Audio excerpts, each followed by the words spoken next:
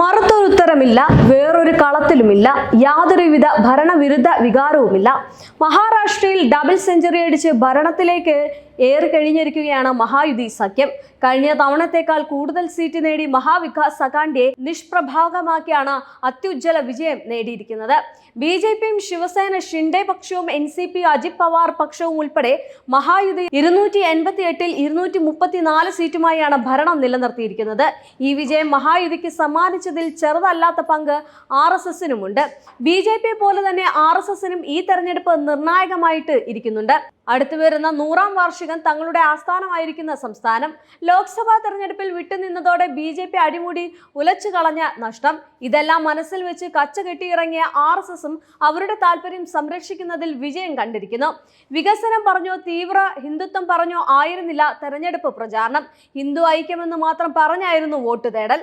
ലോക്സഭാ തെരഞ്ഞെടുപ്പിലെ തോൽവി മനസ്സിലാക്കി മോദി എന്ന ഫാക്ടർ വിട്ട് പ്രാദേശിക നേതൃത്വത്തിലേക്ക് ഇറങ്ങിച്ചെന്ന് പ്രാദേശിക പ്രശ്നങ്ങൾ മാത്രം സംസാരിച്ച് മഹായുതി വോട്ട് കൂട്ടി. അതാകട്ടെ വിജയം കാണുകയും ചെയ്തു. ഏക് ഹേ തോ സേഫ് ഹേ, ബഠേംഗെ തോ ഘട്ടേംഗെ. ഈ പ്രചാരണവാക്യം സംവരണ വിഷയത്തിൽ ഭിന്നിച്ചു നിൽക്കുന്ന OBC വോട്ടുകളെയും മാറാത്ത വോട്ടുകളെയും മഹായുതി സഖ്യത്തിലേക്ക് എത്തിച്ചു. വികസനം പറഞ്ഞോ തീവ്ര ഹിന്ദുത്വം പറഞ്ഞോ ആയിരുന്നില്ല തെരഞ്ഞെടുപ്പ് പ്രചാരണം. ഹിന്ദു ഐക്യമെന്ന് മാത്രം പറഞ്ഞായിരുന്നു വോട്ട് തേടലും. ലോക്സഭാ തെരഞ്ഞെടുപ്പിലെ തോൽവി മനസ്സിലാക്കി മോദി എന്ന ഫാക്ടറാണ് ഇവിടെ പ്രയോഗിച്ചത്. പിളർന്ന പാർട്ടികളുടെ അവകാശം നിർണ്ണയിക്കുന്ന തെരഞ്ഞെടുപ്പ് കൂടിയായിരുന്നു ഇത്. പവാറിനായുള്ള ഏറ്റുമുട്ടൽ കിതച്ചാണ് ശരത് പവാറിന്റെ NCP 2 അക്കം കടന്നത്. പവാർ പക്ഷത്തിന്റെ 2019-ലെ നിലയിൽ നിന്ന് വലിയ മാറ്റം ഉണ്ടായില്ല. എന്നാൽ ബാരാമതിയിൽ അജിത് പവാർ നേടിയ വിജയം ഞാനാണ് യഥാർത്ഥ NCP എന്ന ശരത് പവാറിന്റെ അവകാശവാദത്തിന് തിരിച്ചടിയാണ്. NCPയിലെ അജിത് പവാർ വിഭാഗത്തിന് ഇതൊരു തരത്തിലുള്ള പുനർജീവനമാണ്. ശരത് പവാർ പിന്തുണച്ച അനന്തരവൻ യുഗേന്ദ്ര പവാറിനെ 1 ലക്ഷത്തിലധികം വോട്ടിന്റെ ഭൂരിപക്ഷത്തിലാണ് അജിത് പവാർ പരാജയപ്പെടുത്തിയത്.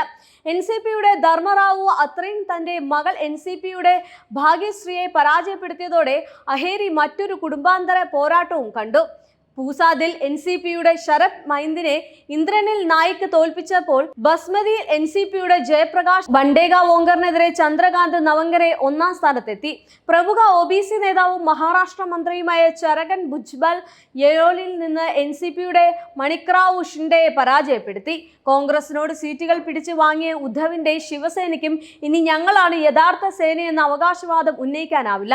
2019-ൽ ഷിൻഡെ വിഭാഗത്തിനുള്ളതിനേക്കാൾ കൂടുതൽ സീറ്റ് ഈ തെരഞ്ഞെടുപ്പിൽ അവർ നേടിക്കഴിഞ്ഞു. സഖ്യത്തിലെ ഐക്യക്കുറവ് തന്നെയാണ് മഹാവികാസ് അഘാഡിക്ക് തിരിച്ചടിയായത്. സീറ്റ് വിഭജന ചർച്ച നീണ്ടുപോയതും സഖ്യത്തിലെ ചെറുപാർട്ടികൾ സൗഹൃദ മത്സരവുമായിട്ട് രംഗത്തെത്തിയതും വിനയായി.